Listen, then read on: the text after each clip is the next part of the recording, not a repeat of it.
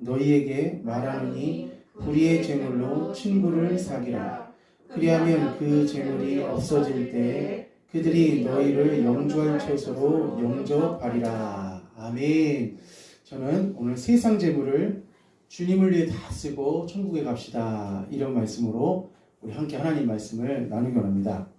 자, 오늘 말씀은 이 기독교인들이, 또 하나님의 자녀들이 이 기독교적인 그런 올바른 물질관을 가지고 어떻게 하나님께서 주신 그 물질을 우리가 쓸 수 있는지, 잘 써야 되는지에 대해서 해답을 주는 말씀이 우리가 누가복음 16장에 있는 말씀입니다.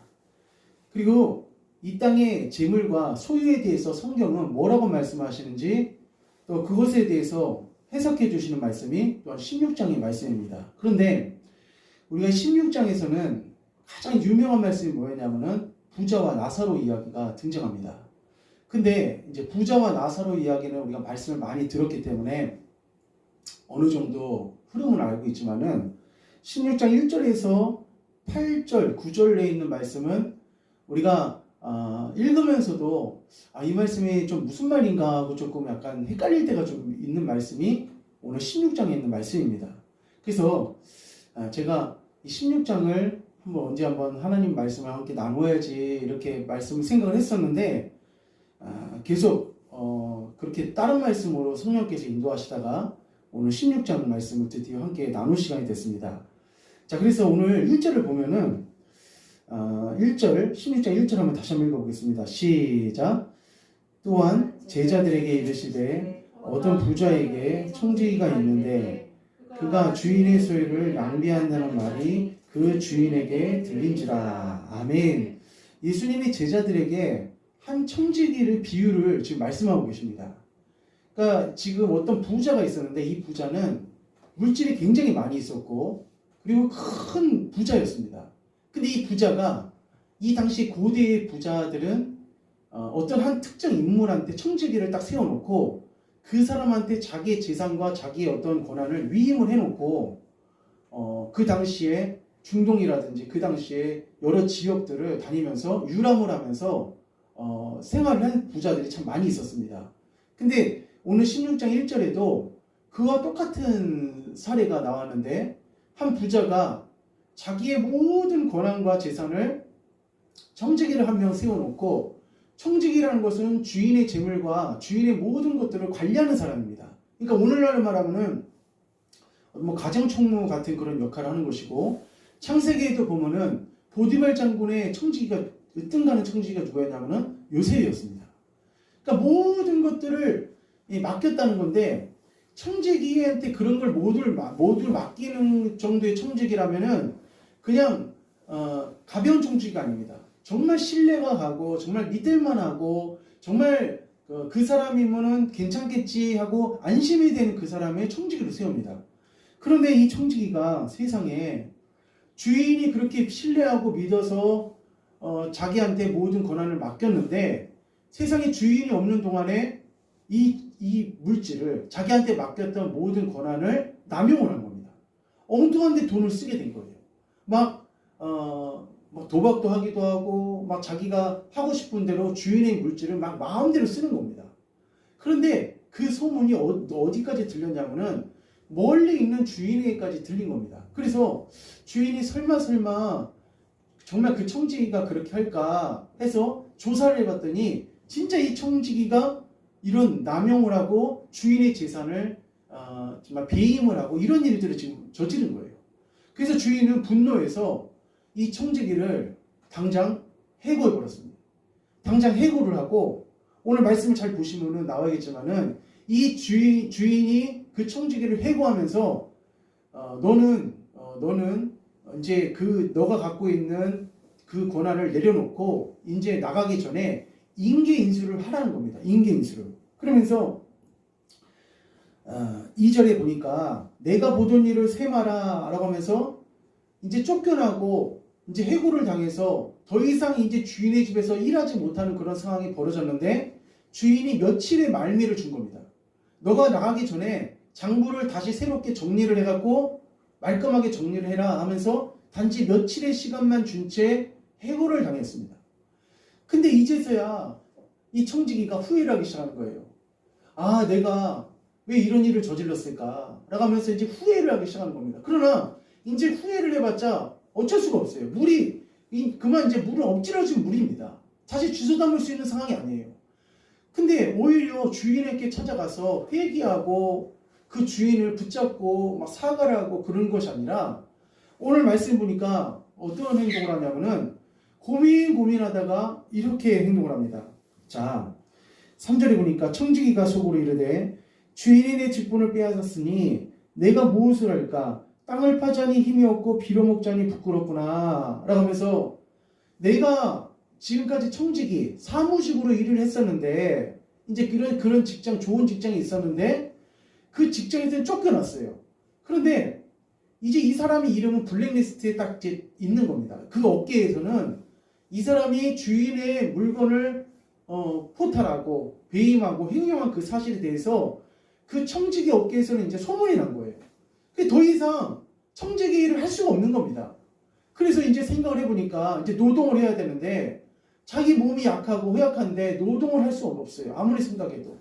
그렇다고 자기 체면이 있고 자기의 그 신분이 그동안 청지기였었는데 어떤 다른 데 가서 구걸하고 그 사람 앞에 가서 돈을 달라고 하는 것도 도저히 자기 그 체면상 그걸 할 수가 없는 거예요.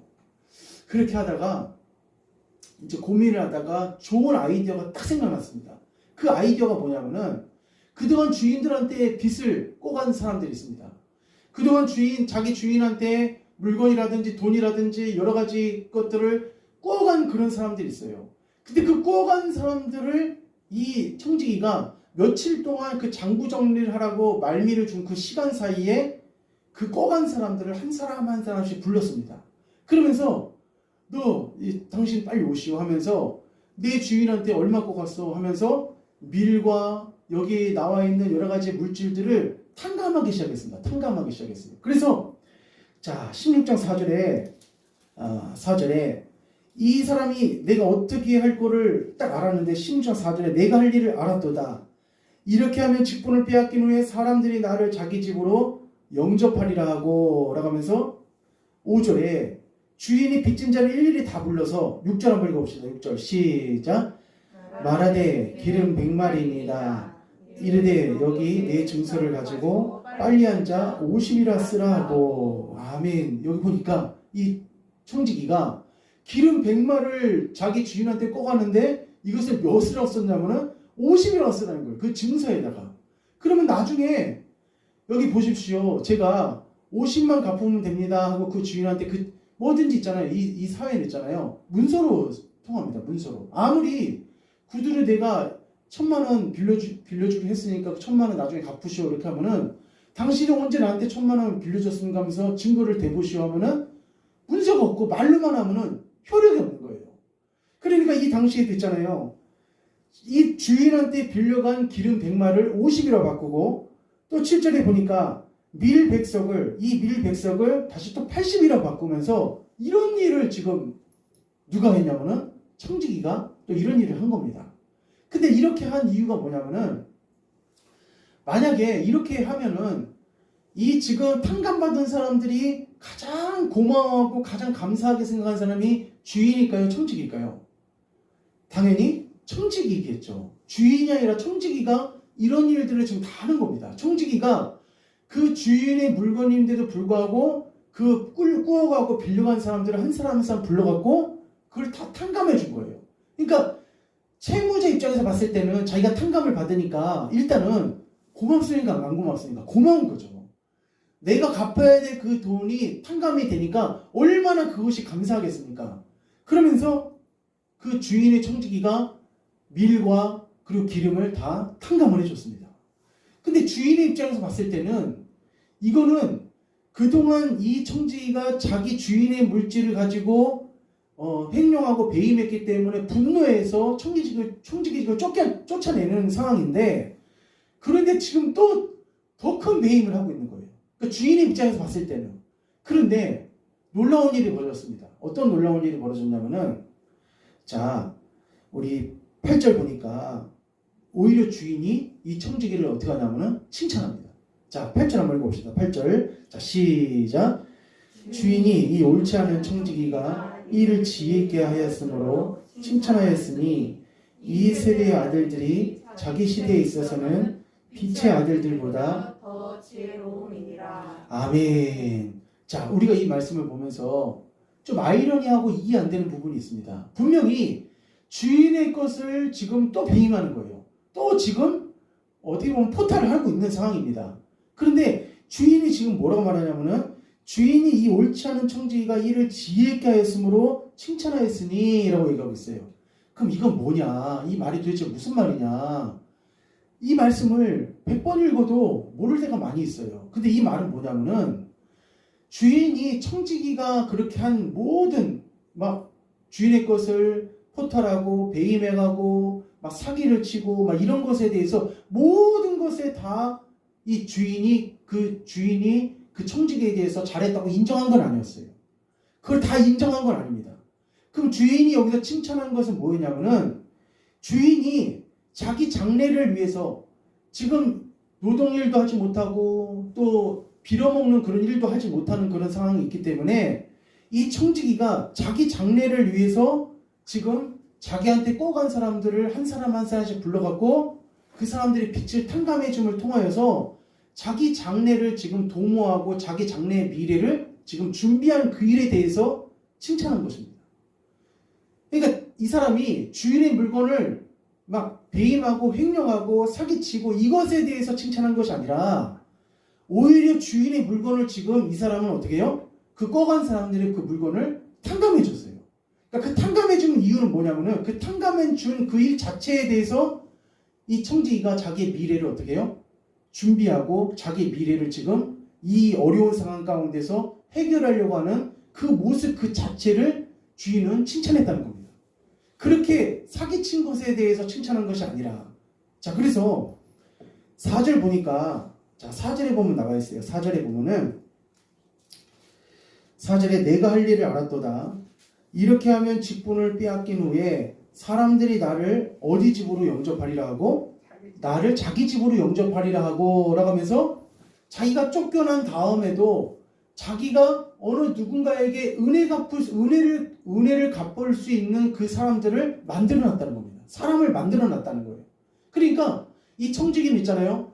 끝까지 자기 자신을 위해서 사기치고 자기 자신을 위해서 물건을 훔치고 자기 자신을 위해서 배임한 것이 아니라 이번에는 그 주인의 물건을 누구한테 썼냐면은 사람들을 위해서 썼다는 겁니다. 사람들을 위해서. 자, 근데 여기까지도 우리가 말씀을 들으면 잘 이해가 안 될 수도 있는데, 근데 이렇게 생각해야 됩니다. 자, 여기서 뭐냐면은, 주인은 여기서 누구를 상징한 거냐면은, 누구를 상징할까요? 그렇죠. 주인은 하나님을 상징하는 거예요. 청지기는 누굴까요? 인간을 말합니다. 그러니까 이렇게 생각하셔야 돼요. 주인은 하나님이에요. 주인은 하나님을 상징하는 거고, 그리고 청지기는 누구냐면은 인간들을 상징하는 겁니다. 그러면은 이 인간들이 자기가 청지기인데도 불구하고 하나님께서는 사람들에게 무엇을 맡겨주셨습니까? 건강을 맡겨주셨고, 시간을 맡겨주셨고, 물질을 맡겨주셨고, 우리 인생을 맡겨주셨습니다. 그런데 이 땅에 있는 사람들은 주인이 맡겨주신 그 건강과 물질과 이 삶을 어떻게 해요? 자기 마음껏 쓰는 겁니다. 마치 지금 불의한 청지기처럼. 그런데 지금 이 불의한 청지기는 이제는 하나님의 것, 그러니까 하나님의 것을 또 누구를 위해서 쓰는 거냐면은 사람들을 위해서 쓰는 거예요. 전에는 자기 자신을 위해서 썼지만은 이제 자기가 쫓겨난 상황이 되니까 이제 누구를 위해서 쓰는 거냐면은 사람들을 위해서 쓰는 겁니다. 우리 생각해 보십시오. 우리 주변에 사람들이 있잖아요. 그 사람들이 정말 그 사람들을 위해서 내가 그 사람에게 사랑을 베풀어주고 그 사람이 나에게 빚진 것들을 내가 탕감해주고 그 사람이 나한테 잘못한 것들을 용서해주고 이런 삶을 우리가 살아간다면은 주인 대신 하나님께서 봤을 때 야, 너 그 모습은 진짜 잘하는 거다. 하나님이 봤을 때 있잖아요. 우리의 삶을 다 100% 칭찬하실까요? 절대 그렇지 않습니다. 이 설교하는 저 목회자 저까지도 하나님께서 우리 24시간, 우리 365일 삶을 되돌아봤을 때 어느 한 사람이 완벽하다고 하시겠습니까? 완벽할 사람이 없습니다. 한번 따라했습니다. 나는 부족합니다. 예, 하나님 앞에 난 부족한 거예요. 나는 하나님 앞에 부족한 인생이고 나는 날마다 누구의 은혜로 사는 거냐면 하나님의 은혜로 사는 거예요. 그러니까 이 불의한 청지기도 있잖아요. 주인이 멀리 가면서 이 청지기를 믿고 맡겨놓고 갔더니 세상에 그 물건과 주인의 돈과 주인의 시간을 자기 마음대로 그냥 써버린 겁니다. 그리고 하나님이 이 사실을 알고 주인이 이 사실을 알고 너 더 이상 청지기 못해. 너 청지기 지금 이제 할 수 없어 하면서 너 하늘나라로 올라와. 너 이 땅의 삶을 더 이상 살 필요 없어. 이렇게 말하는 그런 상황 가운데서 이 청지기는 깨달은 거예요. 아, 내가 청지기를 제가 그동안 잘못했구나.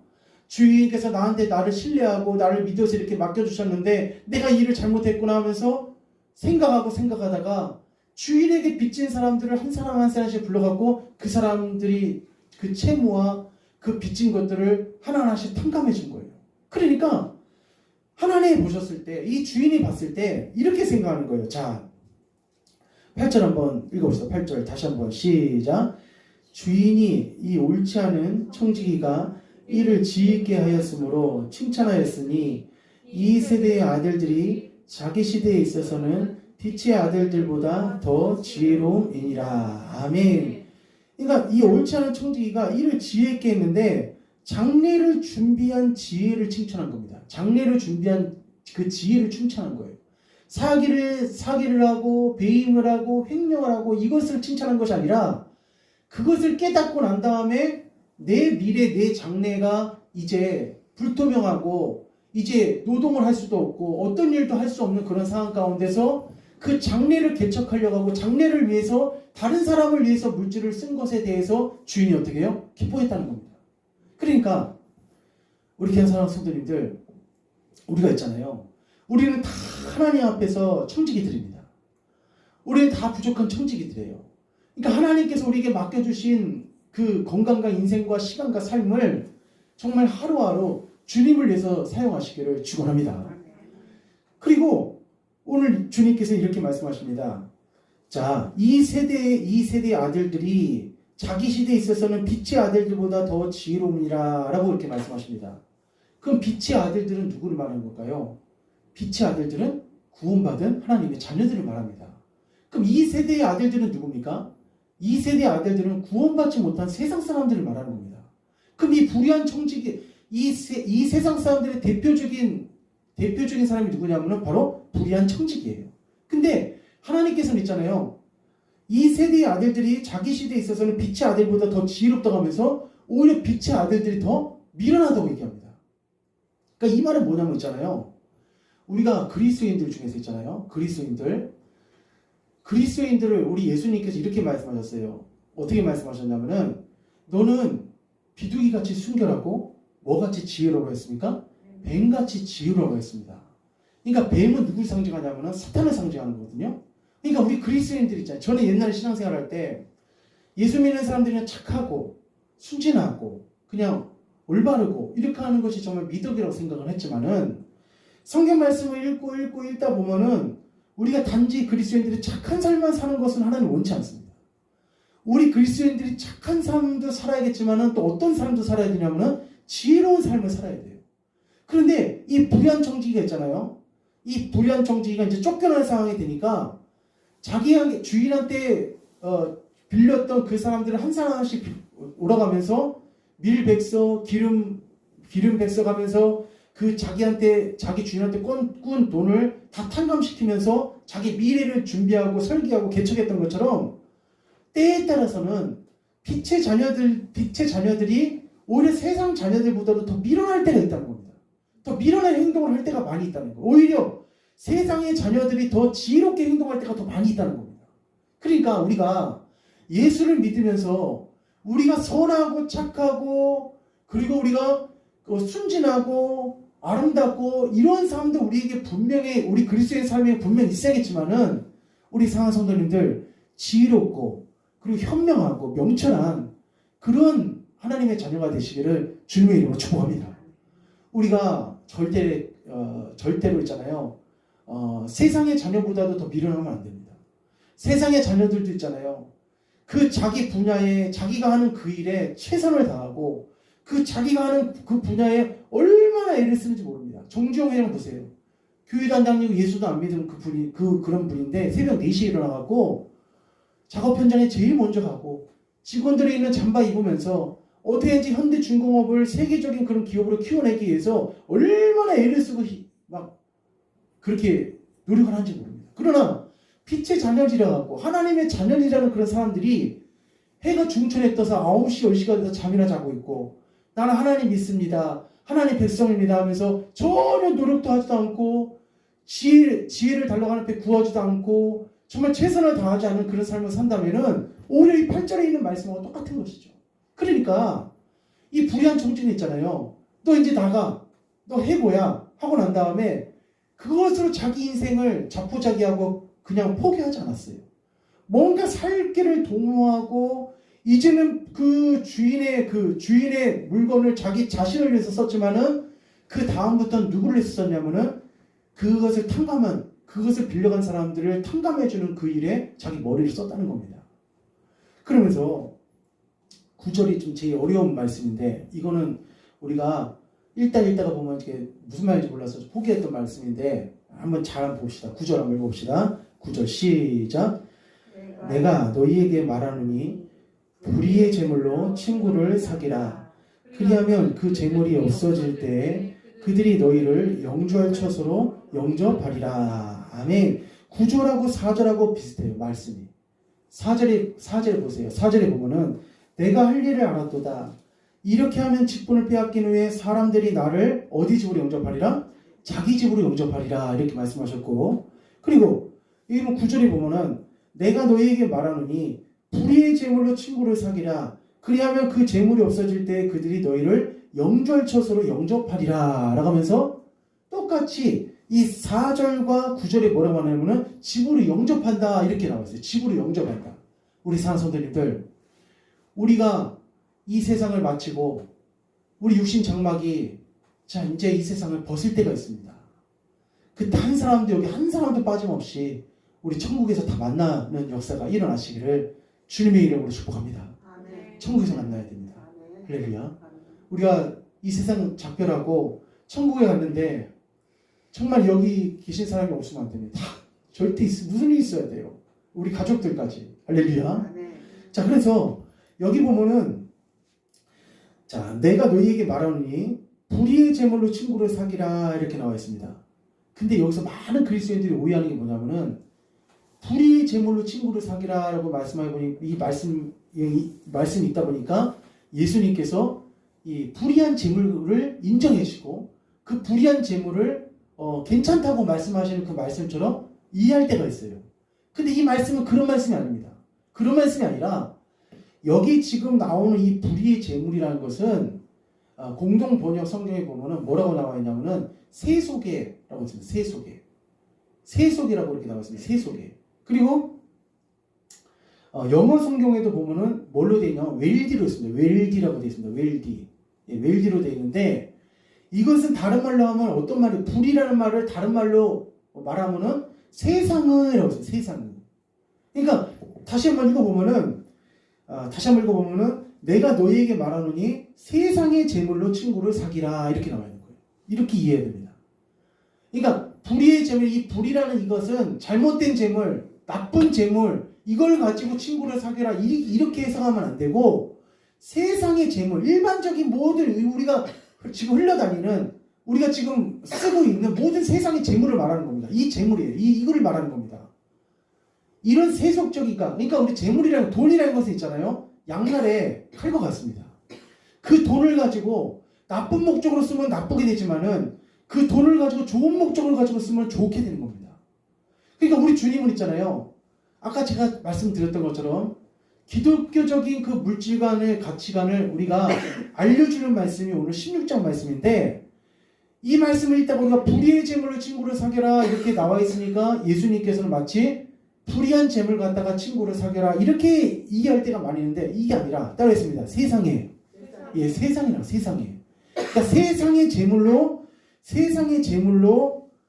친구를 사귀라. 그리하면 그 제물이 없어질 때 그들이 너희를 영주할 처소로 영접하리라 이렇게 말씀하시는데, 오늘 불의한 청지기가 자기가 횡령하고 배임하고 주인의 물건을 잘 관리하지 못해서 언젠가 주인의 집에서 쫓겨나듯이 우리 인생도 이 땅에서 명예와 미모와 학벌과 어떤 자기 재물과 자기 어떤 권력과 이 땅의 모든 것들이 우리한테 있다 할지라도 언젠가 그 모든 것을 내려놓고 이 땅을 어떻게 해요? 떠날 때가 있다는 것입니다. 그때 우리를 영접할 수 있는 친구를 만들어 놔야 된다는 겁니다.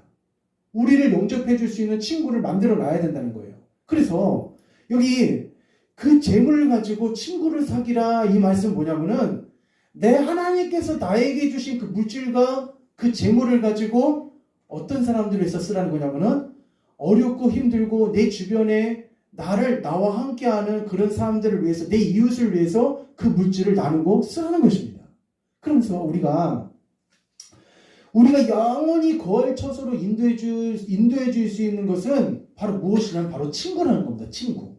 예수님은 여기서 친구라고 말씀하세요. 그래서 아주 중요한 우리가 진리가 하나 있습니다. 그것은 뭐냐면은 우리가 그 친구를 어떻게 해요? 예수님은 미리 사귀어 놓으라 이렇게 말씀하셨는데, 우리가 천국에 들어가는 것의 3분의 2는 뭐냐면은 바로 사람으로 인하여서 우리가 들어갑니다. 그러니까 사람과의 관계 가운데서 사람에게 어떻게 했냐에 따라서 우리가 천국에 들어갈 수 있다는 것입니다. 우리가 이 땅에서 다 우리가 관계성을 가지고 있습니다. 그것은 뭐냐면은 위로는 하나님과의 관계지만은 이 땅을 살아가면서 누구의 관계 가운데 살아가냐면은 사람과 사람들과의 관계 가운데서 살아가요. 그런데 하나님께서는 있잖아요, 큰 두 가지 계명을 말씀하셨습니다. 바로 뭐냐면은 하나님 사랑과 이웃 사랑이에요. 그래서 이 땅에서 우리가 살아갈 때 3분의 2가 우리가 천국에 들어가는 그 주요 골자가 뭐냐면은 우리가 어떻게 사람한테 했는가에 따라서 우리가 천국에 들어갈 수 있는 그 기준이, 평가가 일어난다는 것입니다. 그래서 바울은 있잖아요, 그는 이렇게 고백했습니다. 이 영혼들, 제자들, 그리고 구원받은 백성들을 향해서 너희는 나의 자랑스러운 면류관들이다 라고 하면서, 바울은 이미 이 누가복음 16장에 예수님이 하신 말씀을 깊이 깨닫고 있었던 거예요. 이 땅에서의 재물을 있잖아요, 이 땅에서의 재물들은 누구를 위해서 사용해야 되냐면은 사람들을 위해서 사용해야 됩니다. 사람들을 위해서. 얼마 전에 미국에서 한 남자가 죽었습니다. 근데 그 남자가 얼마를 남겨놓고 죽었냐면 160억 원을 남겨놓고 죽었습니다. 그런데 그 160억 원을 남겨놨는데 그에게는 가족들이 없어요. 자식도 없고 부인도 없습니다. 그래서 결국은 119명이라는 그 자기 친척들이 결국은 그 160억 원이라는 돈을 상속하게 됐어요. 근데 한 번도 평생 본 적도 없는 친척들입니다. 한 번도 만나보지도 않은 친척들이에요. 근데 가게들을 조사해서 119명이라는 사람을 찾아갖고 한 사람당 8,500만이라는 돈을 돌아가게끔 해서 남겨놓고 갔어요. 근데 우리가 있잖아요, 이 땅을 우리가 하나님의 자녀들은 이 땅에서 우리가 하나님께서 주신 그 물질들을 그 160억 원을 남겨놓고 간 사람처럼 남겨놓고 가면 안 됩니다. 우리는 누구를 위해서 그 돈을 써야 되냐면은 우리 주변에 내 이웃과, 그리고 내가 구원해야 될 구원 대상자들을 위해서, 또 하나님의 백성들을 위해서 내가 쓸 수 있어야 됩니다. 그것이 바로 뭐냐면은 친구들을 사귀는 거예요. 그것이 친구들을 사귀는 겁니다. 그러면서 바울은 이렇게 고백합니다. 한번 말씀 보겠습니다. 우리 빌립보서 한번 보겠습니다. 우리 빌립보서 한번 보겠습니다. 자, 빌립보서 4장입니다.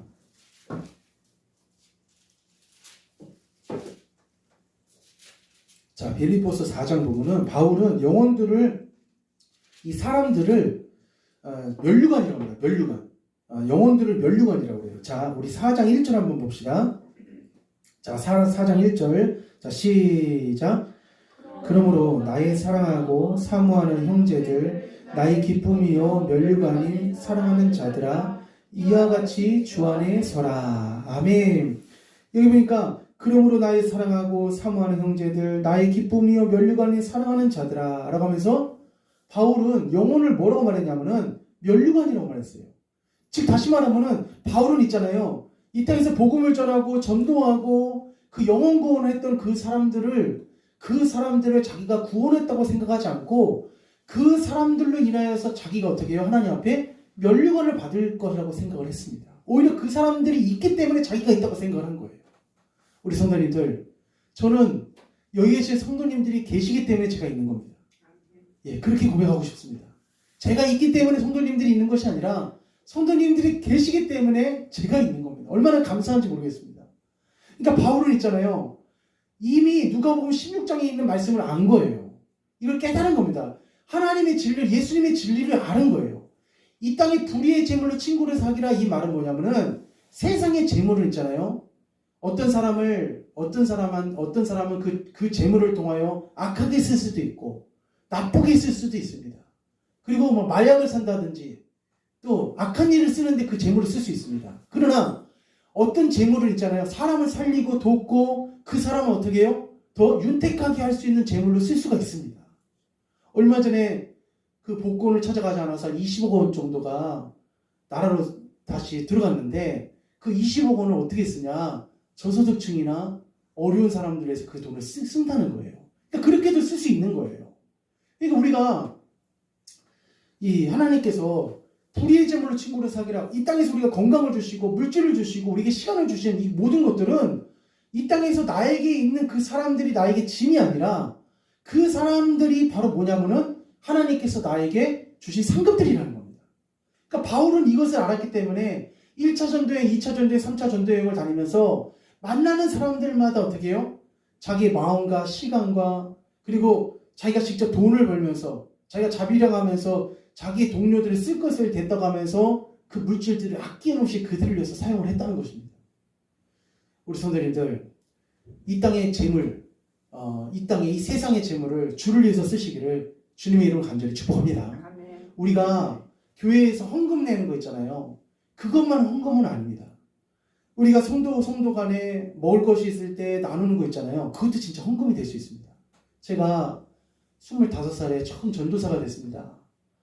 26살 그 정도 됐을 때 수요일에서 길을 지나가는데 그래도 전도사라고 저희 교회 성도를 하나 만났어요. 근데 청년인데 그 청년이 전사님 하면서 인사를 하는 거예요. 그러면서 아유 어쩐 일이냐고 여기 근처가 자기 직장이라는 거예요. 그래서 인사하고 이제 가려고 하는데 그 청년이 그러는 거예요. 약간 나이가 많이 드신 청년인데 저는 잠깐만 기다리시라고. 그러면서 1분을 기다렸는데 수포를 갔다 왔는지 뭐 이렇게 비닐봉지에 갖고 왔는데 보니까 빵이랑 과자랑 음료수랑 막 잔뜩 있는 거예요. 이거 드시고 이거 갖고 가서 드시라고 하면서 그거 주고 간 거예요. 그래서 너무 그때 고맙더라고요. 근데 신앙이 성숙하고 철이 들면서 그런 생각이 드는 거예요. 그것도 헌금이다. 그것도 하나님께 드린 거고 불의의 재물로 친구를 사귄 거다. 이런 깨달음이 오는 거예요. 그러니까 우리가 있잖아요. 어디 가서 식당에서 밥을 산다든지 그것은 내가 하나님 앞에 드린 헌금이 아니겠지. 그렇게 생각하면 안 됩니다. 그 모든 게 다 헌금입니다. 다 하나님께 드리는 거고 그리고 마지막 순간에 하나님 있잖아요. 너가 이 땅에서 어떻게 그 물질을 썼는지 하나님 다 기수하십니다. 그러니까 절대로 성도님들 아까울 게 없습니다.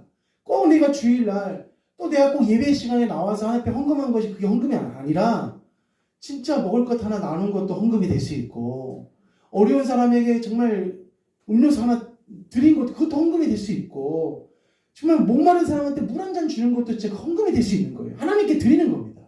그러니까 불의의 재물로 친구를 사귀라 이 말씀은 불의한 재물, 나쁜 재물 갖고 친구랑 나쁜 짓 하면서 사귀라 이 말이 아니라 세상에 있는 그런 물질을 가지고 악한 데 쓰지 말고 의로운데 영혼을 살리는데 그리고 사람에게 그것을 투자하고 쓰라 이 말을 하는 겁니다. 예수님 말씀이. 할렐루야. 확실히 이제 이해가 가신 거죠? 예, 그 말인 겁니다. 그래서 우리가 이 세상을 있잖아요.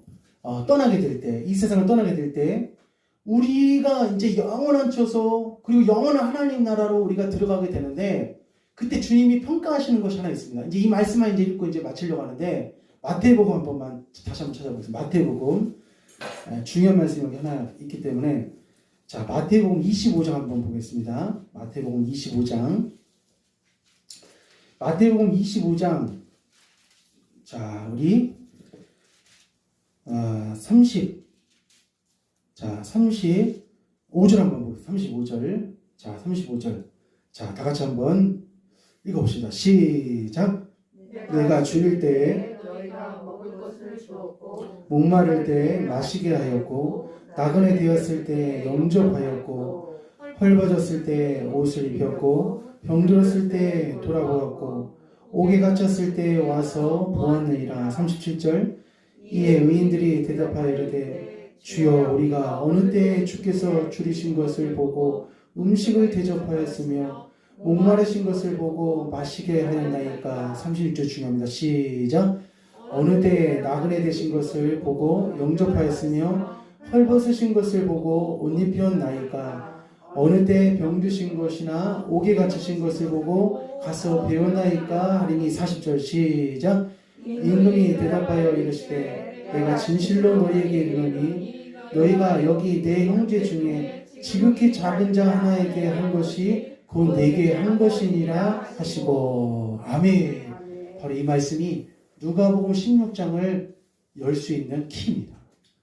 그러니까 우리가 천국 갈 때 그 천국에서 있잖아요. 많은 사람이 나를 천사들이 마중 나오는 것도 있지만은 많은 사람들이 내게 도움을 받은 사람들이 다 나한테 마중 나올 겁니다. 그때 권사님 때문에, 그때 지사님 때문에 제가 큰 도움을 받았었고 큰 힘이 됐었고 큰 위로가 됐습니다 하면서 그분들이 이분은 천국에서 사셔야 될 분입니다 라고 하면서 천사들만 우리를 대변해 주는 것이 아니고 변호해 주는 것이 아니라 거기에 있는 많은 사람들이 우리를 박수 쳐주고 우리를 변호해 주고 천국에 들어갈 사람이라고 하면서 예수님 앞에 어떻게 해요? 말해줄 수 있는 사람이 된다는 것입니다. 그러니까 우리가 이 땅에서 있잖아요. 이 불의의 재물로 친구를 사귀어야 되는 이 말씀은 우리에게 너무나도 있잖아요. 중요한 말씀입니다. 근데 이 말씀이 너무 이 말씀이 어렵다 보니까 성도님들이 패스하는 경우가 많이 있었는데 사실은 그렇지 않습니다. 굉장히 중요한 말씀이라는 것을 오늘 이 말씀을 통해서 깨달았기 때문에 우리 성도님들 끝까지 주님 나라 갈 때까지 정말 나에게 주신 건강, 나에게 주신 물질, 나에게 주신 그 삶을 정말 나눌 수 있는, 그리고 그런 힘을 달라고 또 그런 축복을 더 주셔서 하나님을 위해서 살다가 이 땅에서 살아갈 때 160억 원 남기고 간 그런 사람처럼 되지 말고 정말 주님을 위해서 더더욱더 우리가 쓰임 받다가 갈 수 있는 우리 귀한 성도님들 다 되시기를 주님의 이름으로 간절히 축원합니다. 아멘.